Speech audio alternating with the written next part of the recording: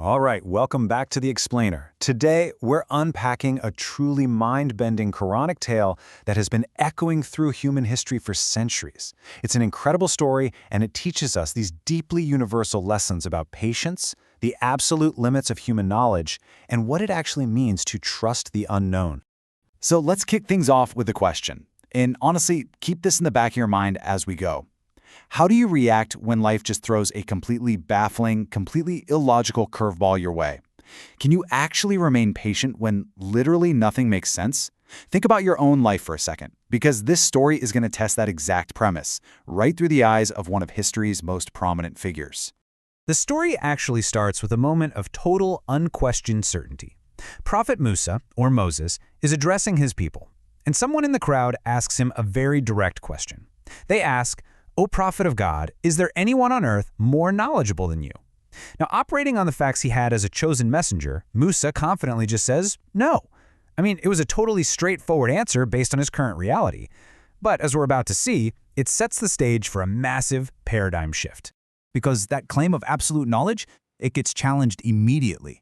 A divine revelation comes down, lovingly but super firmly correcting him. The message is crystal clear. There's actually a servant of God located at the junction of the two seas, a place known as Majma'ul Barhain, who possesses even more knowledge than Musa. This one revelation instantly flips Musa from a confident teacher into a humble student, and it sends him on this legendary quest to go find this mysterious figure. Musa doesn't even hesitate. He hits the road with his young servant, Yusha bin Nun, following this highly specific, miraculous sign given by God. They're told they'll find this wise man at the exact spot where a fish they're carrying miraculously comes back to life and jumps into the water. So they finally reach the spot, they find this knowledgeable servant, and Musa humbly asks to just tag along and learn. But right out of the gate, he is hit with a strict set of ground rules. We're talking ultimate, unyielding patience, and a non-negotiable mandate to ask absolutely no questions. Section 1. The Meeting at Two Seas. The second they meet, this enigmatic figure, Khidr, just lays it all out there. He tells Musa outright, "You will not be able to have patience with me." How can you have patience for what you do not understand? It's such a heavy piece of foreshadowing, you know? Khidr is hitting on this fundamental human flaw. We just struggle so deeply to trust any process that we can't logically piece together with our own limited data. But despite the heavy warning, Musa promises to be patient and keep his mouth shut. Section 2. 3 Baffling Incidents.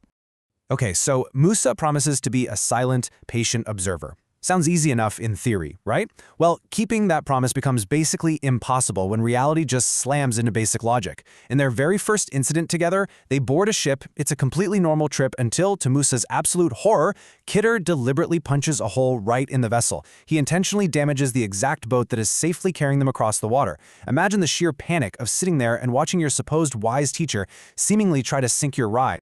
Musa is completely floored by this apparent vandalism, and he instantly breaks his promise of silence. He objects right away, asking the exact same question you or I would ask. Why in the world would you destroy the property of the poor boat owners who just generously gave us a ride? Khidr just calmly reminds him of his promise. Musa apologizes, blaming his forgetfulness, but man, the tension is already sky high. But before we or Musa can even begin to process the whole boat situation, the journey continues, and they cross paths with a young boy. And what happens next is just deeply, deeply unsettling. Khidr commits an unimaginably shocking act by taking the young boy's life. We are way past property damage now. This is the ultimate transgression in human eyes. Musa's reaction here, entirely justified from our perspective. He is absolutely outraged and forcefully objects again, perfectly mirroring our own sheer bewilderment. Like, how could such a violent, tragic act ever be justified? It's unthinkable. Once again, Khidr points out Musa's inability to just remain patient. Desperate, Musa asks for one final chance, swearing that if he questions Khidr even one more time, they have to part ways. So that brings us to their third and final stop. They roll into this really harsh, unwelcoming town. The locals there flat out refuse them basic hospitality. No food, no shelter, nothing. Yet as they're walking through this unfriendly place, they spot a wall that's on the verge of collapsing. Instead of just walking past it, Khidr actually goes out of his way to fix and straighten this falling wall completely for free. By this point, Musa is just exhausted, he's starving, and he is beyond confused. He points out the obvious logic flaw. Why do free labor for people who treated us like dirt? At the very least, he argues, we could have charged a wage to just buy some food. With this third and final objection, Khidr turns to Musa and makes the call. Their journey together, this whole period of testing, must now officially come to an end. Section 3. The Hidden Wisdom Revealed.